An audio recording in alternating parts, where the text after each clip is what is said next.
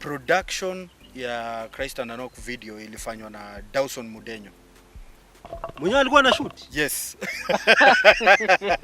Dawson Mudenyo alikuwa na kamera. By then unajua kamera zilikuwa nyingi.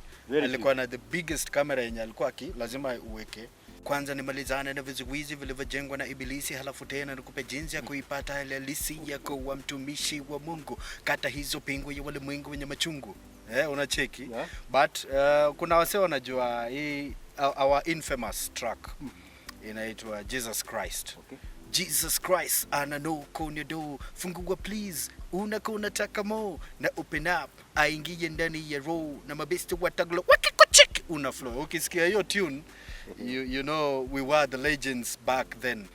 Take ya mwisho na ya nne tukafanyia music room production na producer Sedo. Okay. Sijui kama watu wanajua Sedo. Sedo huyu wa saizi. Yes. Na unajua kwa keyboard mtu alikuwa anatuchapia pia hip hop beats.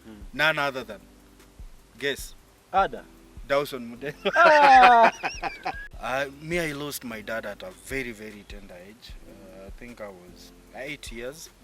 Then we only had our mom, and she was aging, but by then she used to support me. Kitu watu hawezi understand. Unajua hiyo wakati art usanii ilikuwa ni how you look. Hiyo time ulikuwa na plate macondros. Na unajua mama yangu pia ilikuwa inafika wakati nataka kwenda kuperform, sina outfit, sina nini, my mom will braid my hair. And I braid tu vizuri. Then nikiingia sanaa naonekana ni kama kijana mtanashati mwenye ana understand sana. Unajua sanaa you want to look the part. Okay. Yeah.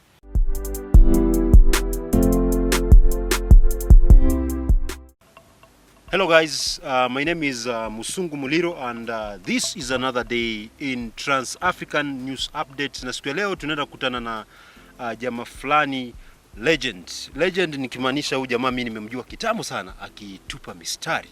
Na in this show I would like him to open the show with just some few lines, atukumbushe enzi zake za kufanya muziki, na labda pia inawezekana umewahi kusikia muziki anaimba, na pia labda kama hujawahi kusikia pia unaweza kukumbuka ama kujua uwezo wake. Bro, hebu tuangushe just a few lines. Ananok. Labda watu wanajua hiyo Ananok, but before that kulikuwa na ngoma ambayo ilikuwa inaambia wasee waachane na dhambi. Yaani wamalizane na hizo vizuizi zote ambazo zina create barrier between huyo msee na Mungu. Okay. Ilikuwa inaenda kwanza nimalizane na vizuizi vilivyojengwa na Ibilisi, halafu tena nikupe jinsi ya kuipata halisi yako wa mtumishi wa Mungu. Kata hizo pingu ya walimwengu wenye machungu. Unacheki. Yeah. But kuna wase wanajua hii our infamous track inaitwa Jesus Christ. Okay. Na tulikuwa group ya watu watatu. Me kwa 3IG, yani 3 in God, nilikuwa naitwa Super Glim. Kulikuwa na Waze na kulikuwa na HBs ambaye ni super producer in this era. So the famous music yenye wase growing up yenye wanaweza relate nayo ni Jesus Christ ananoko on your door, fungua please, unataka mo na open up, aingie ndani ya row na mabesti wataglo wakikucheki una flow. Ukisikia hiyo tune you know we were the legends back then. Okay. Na labda watu wanashangaa what is the name of that guy mwenye uko naye on set. We will get there. No. We will get there. Kwanza tuambie kidogo tu, how was the experience recording the song Jesus Christ? I think this is where I first interacted with you people. Yes. Kurecord your song Jesus Christ ilikuwa na 3 phases. Back then kuingia studio na record music haikuwa rahisi. Tulifanya 4 trials ya kuget Jesus Christ on record. Ya kwanza tulikuwa na producer alikuwa anaitwa K Unit. Alikuwa na studio I think pale Showground. Pavilion wazazi wake walikuwa ni pastors kwa hiyo church. Alafu tukarekodia kwao nyumbani. Hiyo trial ya kwanza, unajua saa being hip hop heads hatukuwa tunakubali any other thing yenye si hip hop. Trial ya pili tukajaribu kuna studio ilikuwa Bungoma ilikuwa inaitwa SP Records. Pia hiyo tech tukaipiga na ikakuja haikufanya vizuri kabisa. Tech ya tatu kuna kazini yangu anaitwa Bush ama Joshua Bushebi. Is a media owner now. Akatupigia hiyo Maisha? Yes, Maisha TV, the owner of Maisha TV. Alafu tech ya 4 our friend and our mentor Dawson aka sponsor, and then tukona we need to do it in a more hip hop frenzy kind of. Tech ya mwisho na ya 4 tukafanyia music room production na producer Sedo. Okay. Sijui kama watu wanajua Sedo. Sedo huyu wa saizi. Yes. Huyu tulirekodia our Jesus Christ by the way ilirekodiwa na Sedo. Music room. Alikuwa na studio pale Eldoret, ilikuwa inaitwa Music Room Production. Hapo walikuwa na jamaa anaitwa Mofes. Hapo ndo tulifanyia Jesus Christ. So Jesus Christ ili undergo phases. Okay. Ndo kufika ile place ilifika ikuwe very viral song. Na haikuwa rahisi. Production ya kitambo, it was so engaging, it was so capital intensive. Ungeingia tu studio, watu walikuwa na charge na studio time. Siku hizi nasikia unaambiwa leta 3000, leta 5000, we do a song for you. So sisi tulikuwa tunalipishwa studio time. Okay, mess time yako inaisha, the more you pay. Na ni manual. So mtu mwenye alikuja na technology yenye ilikuwa up by then alikuwa ni Sedo. Okay. Na alikuwa na shuttle between Eldoret Nairobi. So mlikuwa mnangoja, unaambiwa Wednesday Sedo atakuwa Eldoret. Mnamfuata. So mna prepare, mnaamka mapema. Mnaingia studio, but he did a good job on Jesus Christ. Let's talk of before we talk of where the music took you. Kulikuwa na hii time mlikuwa mmeteka sana anga. Na hii time pia mzazi William Tuva ndiye alikuwa anashikashika sana. Na kupiga stories zangu na mojawapo ya members wa the 3 IGs aliwahi kuniambia kwamba at one point you decided to move with this song to Nairobi to look for life, look for market, and to see if this can be the way to your breakthrough. How was it? Jesus Christ by the way ilitupatia platform, na nakumbuka ilikuwa one of the best hit songs kwa mseto ikianza haikuwa mseto East Africa. Ilikuwa mambo mseto na William Tuva. By the way ilishika anga. I think it was from early 2000s to mid 2000s. I confirm hizo timelines. So hiyo song by the way ilitukatapult. Waze alienda Nairobi with the song. Alipata shows, alikuwa anapiga solo. Unajua sasa as 3IG kila mtu alikuwa anajua verse ya mtu mwingine. So ungepata Waze anapiga show ya hiyo ngoma solo, juu anajua verses zote. Mimi nikikuwa labda nimeenda Coast ama nimeenda Bungoma, naweza piga hiyo song solo kwa sababu najua hizo verses. HBs pia angepiga. So tulikuwa all round na hiyo verse, na verse ya mwisho ndo si tulikuwa tunaimba wote in unison. So Waze alienda Nairobi akapiga hiyo nini. Unajua kulikuwa na song 2 by then zilikuwa zinawaka. So alikuwa akiitwa Church yote akipiga hiyo Christ Ananok. Anapiga the bonus track yenye tulikuwa nayo. So watu walikuwa na notice. Akapata gig. I think by then ilikuwa Beba Pay. I think kulikuwa na digital card ilikuwa ndo imelonjiwa. So from that visibility na hiyo song akapata job na Beba Pay, aka advance going forward. Sasa hii ako Nairobi is doing well. HBs ambaye ni producer Ada. Pia naye after kupiga hapo hivyo alikuwa na learn production. So at an early age alikuwa na learn production. Aka try, unajua kuna challenges here and there, but ali perfect the art of being a producer hii region. Na hiyo time walianza the same time na Teddy B. Producer Teddy B. Although Teddy B naye alikuwa on a higher level by then. So Ada alikuwa mtu very eager to learn. So from the group Mark alijiestablish business wise, Ada kaingia production na mimi nikaingia media. Okay. Yeah, nikasema wacha ni swim into the ocean of media. dissemination of information. Exactly. Now, let's talk a bit of how was the process here, video production. I just remember seeing a scene where somebody was knocking the door. First of all, who shot the video? How much did you pay? Where did you shoot the video from?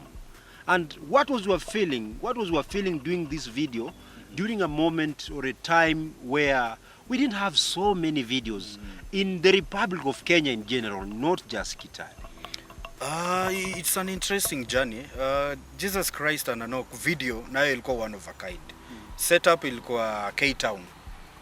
Watu ambao wajui K-Town, by then tulikuwa tuna stay Kipsongo.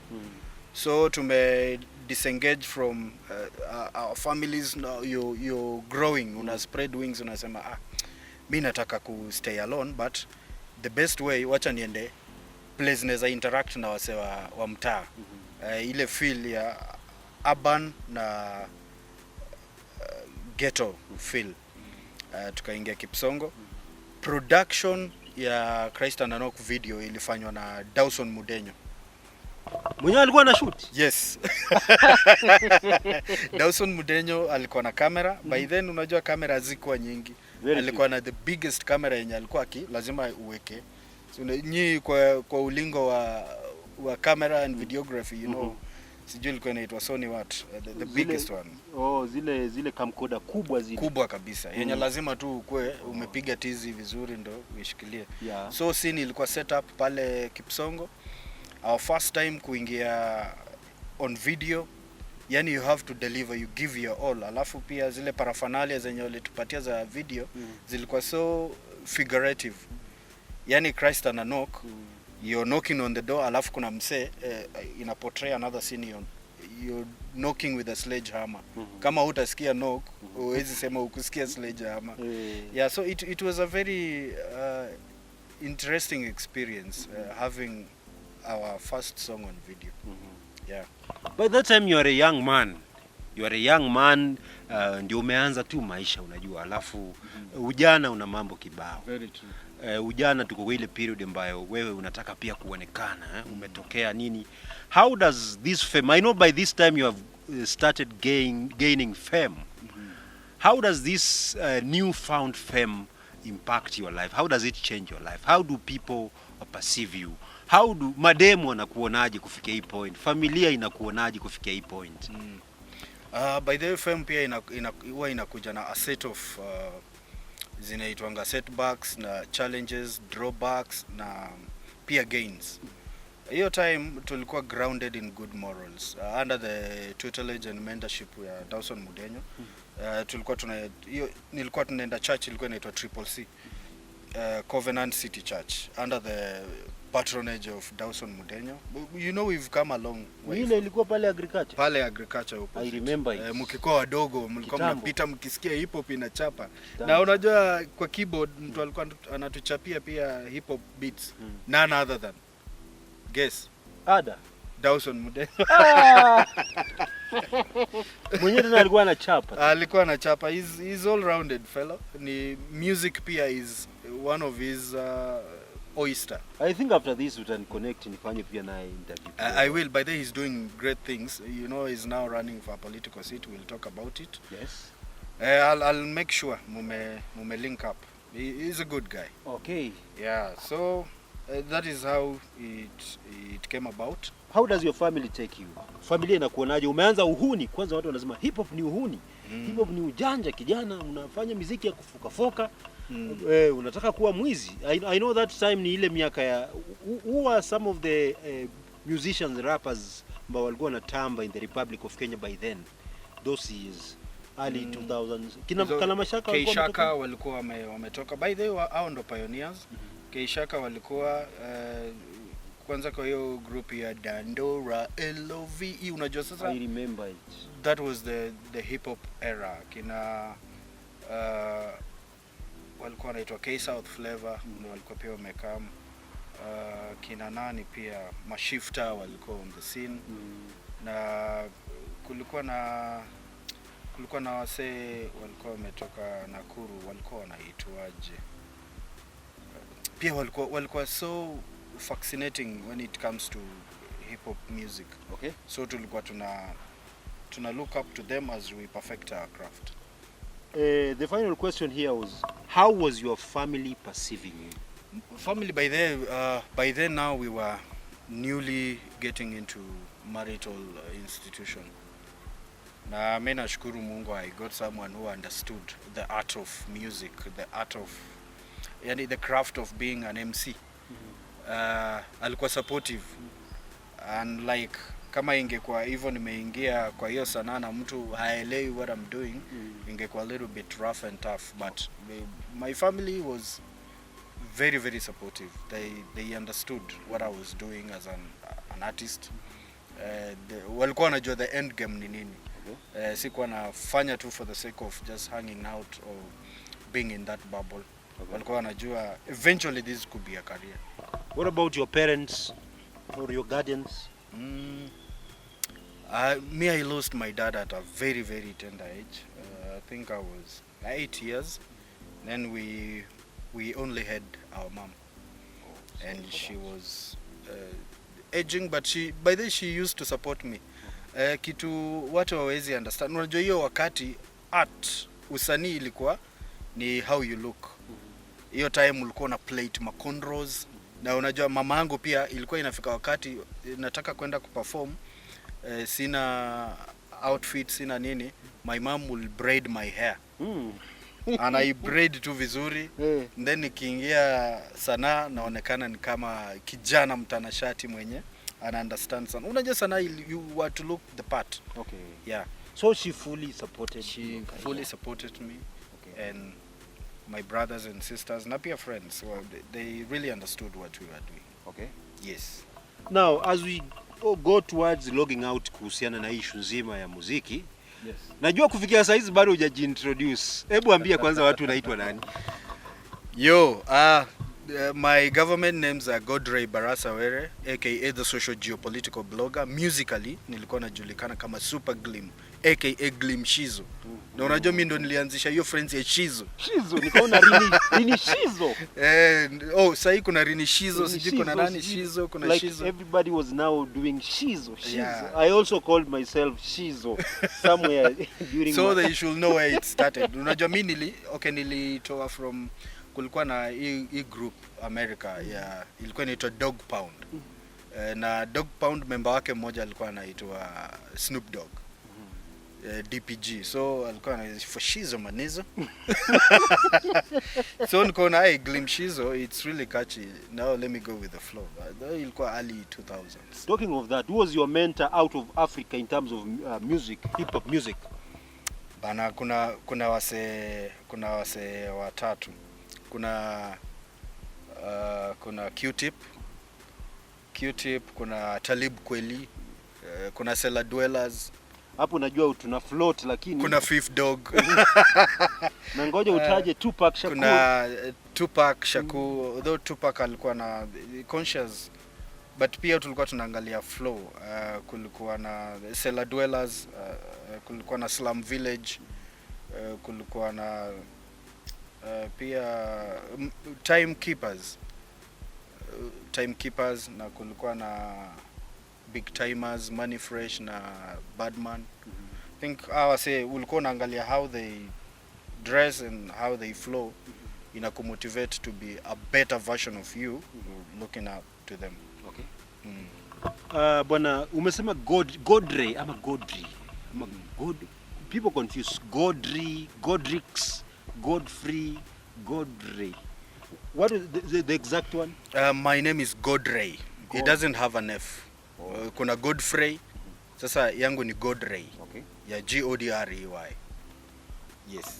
Before we get to the reason to why you maybe if you'll tell us if you stopped doing music, what is this special thing that you can forever and ever remember about you being a musician, especially during your prime time? Something that you will never forget, something that you appreciate, that you know what, this is the biggest achievement I ever had as a musician. I have a memory. Na hii ilikuwa in 2003. I had moved to Nairobi, at least kutafuta maisha. So I had one of my cousins, so nilikuwa naishi East Lando.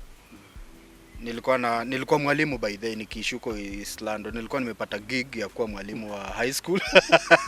Trained ama bora mboka? Sikuwa trained. Nilikuwa na go with the flow.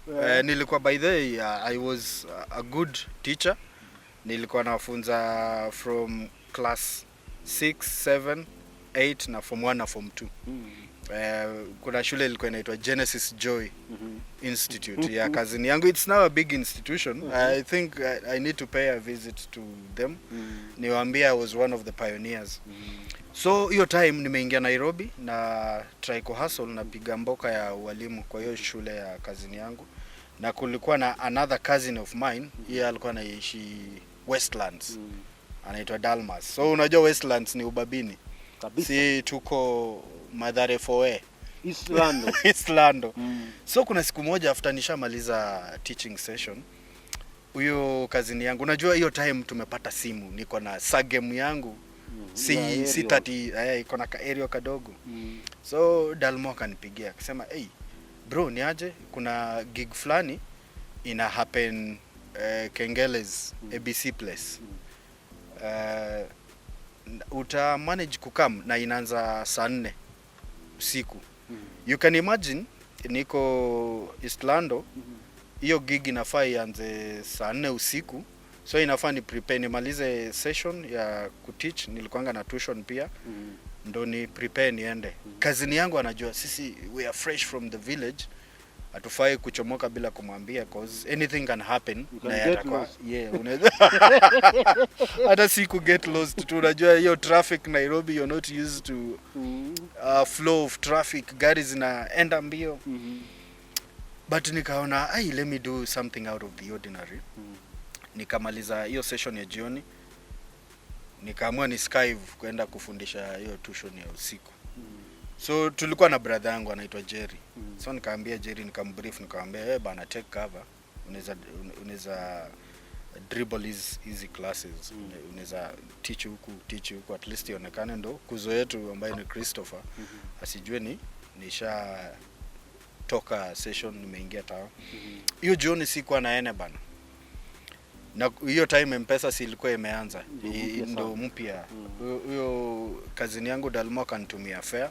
I think nakumbuka kutoka hiyo place kwenda tao ilikuwa Mbao. So alinitumia I think 80 bob. Saa moja bana mimi nimetoka, tukakutana na yeye tao.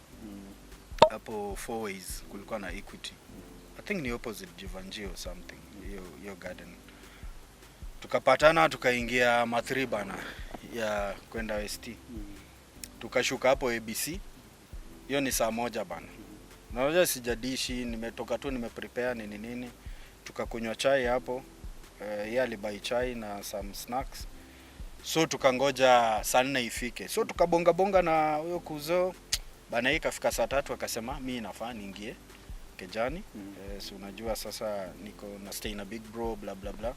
So sifai kuka late. Mimi nikangoja saa 4 bana. Ikafika. Wasee wakajiandikisha sasa. Ilikuwa ni battle, ni Rap and Vibe. Ilikuwa sponsored na Benson and Hedges. Yo Rap and Vibe ilikuwa inafanyika every last Friday of the month. Na nakumbuka ilikuwa the last Friday of October 2003. Tulikuwa tuna battle. Kulikuwa na wasanii kama Mwafrika, huyo wa iko nini? Huyo ndo aliwin hiyo battle hiyo time. Huyu mmoja. Mwafrika wa iko nini? Namjua. Alafu kulikuwa na wasee walikuwa wanaitwa Aduyo Magic, kulikuwa na Kantai, the late Kantai. Kulikuwa na Buddha Blaze ndo alikuwa MC. Sijui alienda wapi, I've not heard about him. Disappeared too from the scene. Buddha Blaze. Alafu Kainan, this Somali mwenye alipata hiyo ambassadorial role ya World Cup. Nakumbuka hiyo nini ya Yeah. So Kainan was coming to Nairobi. Alikuwa on a tour ya kushoot. I think it was video gani. So alikuja kufinalize kugrace hiyo event. Nilikuwa hapo. So tuli battle. Mimi nilienda head to head na Kenteda, yani Kentai. Unajua sasa bana, mimi ni fresh in Nairobi. Although nilikuwa na mistari, nilikuwa na ziflow mbaya sana. Unajiamini mbaya. Lakini sikuwa na backup. Kitu nili understand kumbe wase walikuwa na mbogi zao. Akiingia stage hivi wase wana so mimi wase walianza ku upload because of my mastery of the flow. Hauna mtu. Sina mse. You are on your own. Na nakumbuka Mwafu alikuwa by the alikuwa University of Nairobi. Alikuja, alikuwa na flow by the wase walikuwa wametambua, crew yake pia walikuwa hapo. Then Mwafu ndo alishinda hiyo nini ya Rap and Vibe Benson and Hedges hiyo siku. Hebu kidogo. Huyu Mwafu naongelea. Ni huyu Mwafu amekuwa na fallout na hii podcast hivi karibuni. Mwafu ndo the owner wa iko nini? Iko nini? Oh, Mwafu iko nini? Oh, so he has fallen out with the other guy who was just Rapture the Scientist. I think Rapture the Scientist alikuwa na issue na Calligraph Jones. I don't know what happened. And I think that is where the fallout came in. Yeah, alikuwa anasema I think Rapture alikuwa anasema na nini Fala or something. Yeah. That is what broke your fallout. A podcast bado iko. Yeah. I mean the separation. Oh, the separation. Unajua sasa Mwafu is a brand na Mwafu has really worked. Yenda alikuwa one of the pioneers of podcasts huku East Africa, if I can say that. Na unajua yeye ame give birth. Hizi podcasts zingine zimekuja, I think zimefollow. Yeah, hata mimi namfollow. What Mwafu did. Before then I think walianza the same time na Esther. Esther alikuwa boy mwenye alianzisha CTA, Cleaning the Airwaves. Yeah. Pia naye tulikuwa tunapiga naye muziki, tuliipatana naye concert huko Eldoret, bla bla bla. Then akaenda ng'ambo. So he is doing well na hiyo CTA. Sorry, back to the battle now. So bana Nairobi. So mimi nikapiga hiyo nini. I think nilikuja number 2. Kulikuwa na Edu Mnanga, alikuwa anajiita adui wa maji. Alikuwa kulikuwa na Chafuzi, kulikuwa na Black Scissors. Alikuwa anajiita adui wa maji. Na kulikuwa na Black Scissors. Kulikuwa na nani mwingine notable figures. Kulikuwa na Jamani alikam later on, but yo after sasa tumepiga hiyo nani Mwafu alipata sijui prize ilikuwa 10 G's ama ilikuwa dongapi by then. Na ulienda na 80 bob. Nilienda na 80 bob. Kuzoma ni buy hapo chai na snacks. Unajua sasa show inakatika midnight. Wase unasikia tu wase nianze bana si kimoja. Wase unaona wase wanaenda na mbogi yao. Kuna wase walikuwa na magari hiyo time.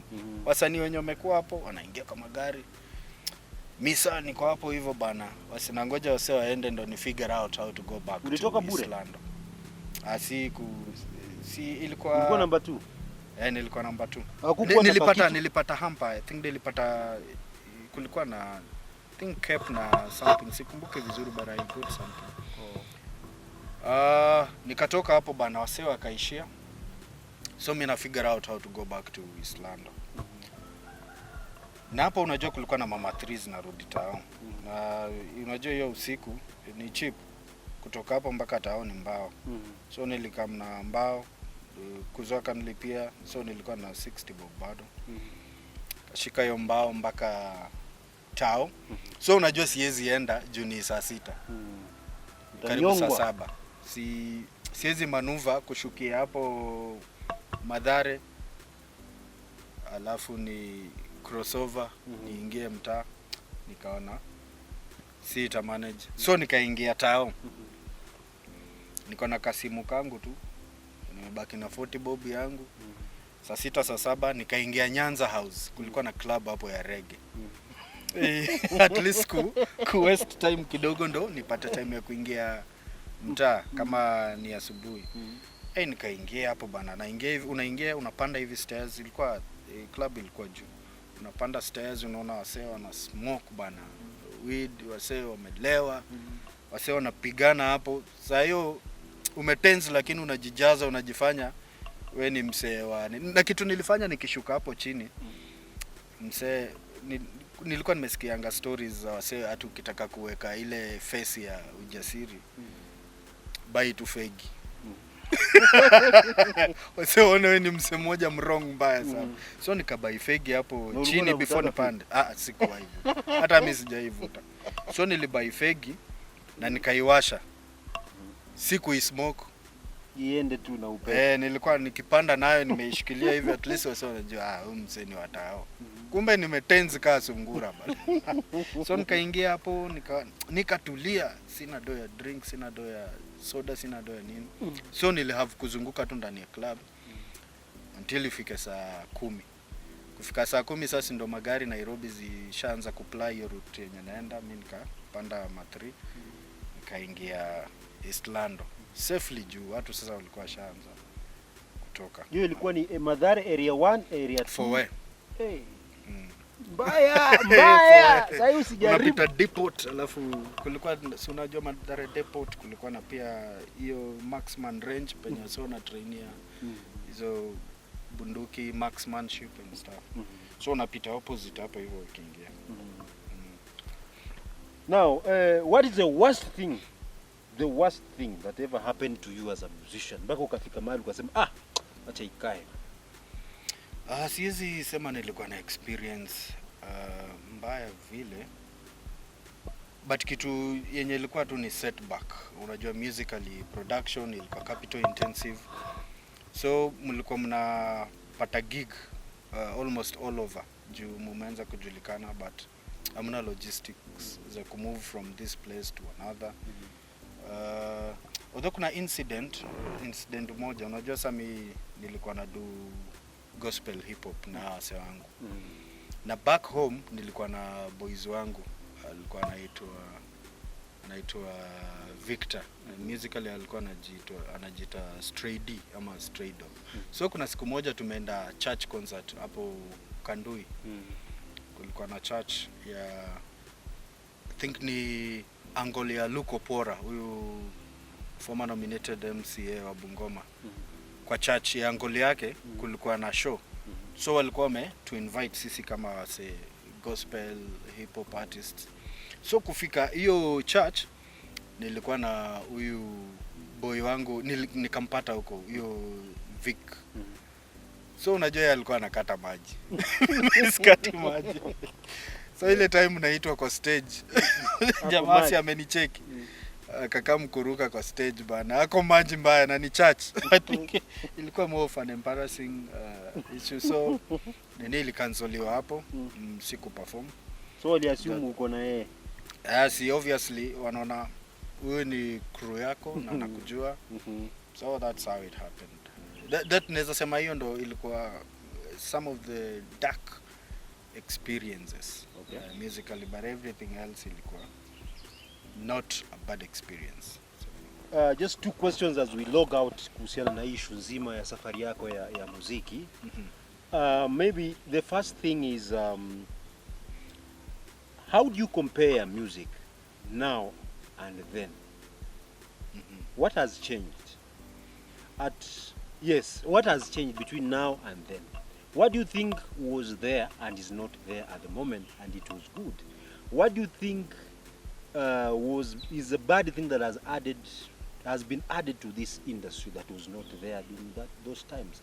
What do you think is a good thing that was there but because of changes it has been omitted as revolution goes on each and every day? Okay, compare music back then with regards to production.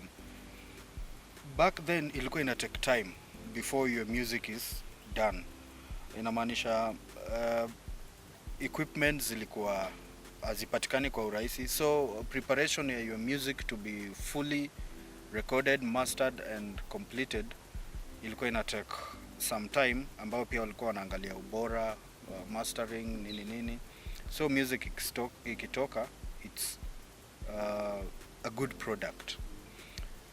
Na by then pia as an artist you had to have talent. Hiyo time au kukua tu unatokea na unaingia studio. So kulikuwa na wase kwa studio walikuwa na kuvet. Umeenda kurecord but sasa unaambiwa hebu ingia hii room. Hebu let's listen to what you can do. Yaani wase ni kama walikuwa na vet. Hata kama unalipa. Kama unalipa. Watu wako wanataka ku do bad records. unaingia hiyo place, wase wana kuvet, unatupa mistari. Kulikuwa na wase wenye wanaweza kumenta, wanakwambia usifanye hivi na hivi na hivi. At least hiyo ilikuwa something that was better, yenye currently sioni comparison. Fast forward to now, sahi you don't need to be talented to do music. Wewe unaweza amka tu asubuhi useme mimi ni msanii, sinaweza put together some rhymes and then I go to the studio. Ukiingia studio hakuna mtu atakuvet. After all it's your money, you're paying for it. Na sahi nimekuwa tu full fledged business. Producer anahitaji money ya kudo the running costs ya business yake na craft yake. So I think hiyo vetting aspect of it ingerudi. Wase wangekuwa wanadu quality music and production ingekuwa up to scratch. Na something different, sahi technology ime step in. It's easier now to record a song under 5 minutes unakuwa umemaliziwa. Sisi tulikuwa una record song utaendea after a week or two wakati shamaliziwa. Na hiyo wakati unamaliziwa unapewa master yako kwa CD, so you have to take care of your CD. Ikivunjika juu producer amekupatia master. Hawakukwanga na storage sana ati utaenda tena utake. So hiyo challenge ilikuwa hapo. So hiyo aspect of it ya kukuwa cautious na careful about your craft. Yeah.